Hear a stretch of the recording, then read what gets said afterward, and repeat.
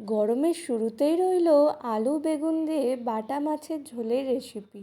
গরম বা শীতকাল যে কোনো সময় খেলেই মন ভরে যাবে।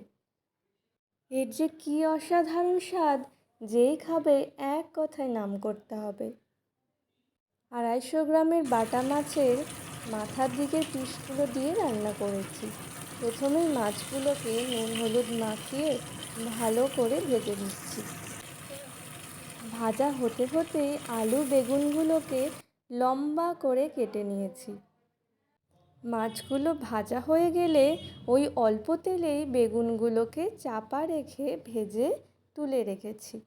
এখন 1.5 চামচ তেলে কালো জিরে ফোড়ন দিয়ে টমেটোটাকে দেওয়ার পর অল্প একটু আদা বাটা, 3-4 কোয়া রসুন থেতো করে নিয়েছি, 1/2 চামচ জিরে গুঁড়ো, ধনে গুঁড়ো, লাল লঙ্কার গুঁড়ো, হলুদ গুঁড়ো আর কাশ্মীরি লঙ্কার গুঁড়ো দিয়ে কষিয়ে ভাপিয়ে রাখা আলু আর বেগুন দিয়ে নাড়াচাড়া করে স্বাদ মতো লবণ দিয়ে জল দিয়ে দিলাম। কিছুক্ষণ ফুটে বেগুন সিদ্ধ হলেই 2টো চেরা কাঁচা লঙ্কা আর ভেজে রাখা মাছগুলো এবং ধনেপাতা কুচি দিয়ে 1 মিনিট মতো ফুটলেই তৈরি আলু বেগুন দিয়ে সুস্বাদু মাছের ঝোলটি। গরম ভাতে বড় তৃপ্তি করে খেলাম এই বাটা মাছের ঝোল দিয়ে। আমার ভিডিওটা যদি ভালো লেগে থাকে তাহলে প্লিজ একটা লাইক কমেন্ট করবেন।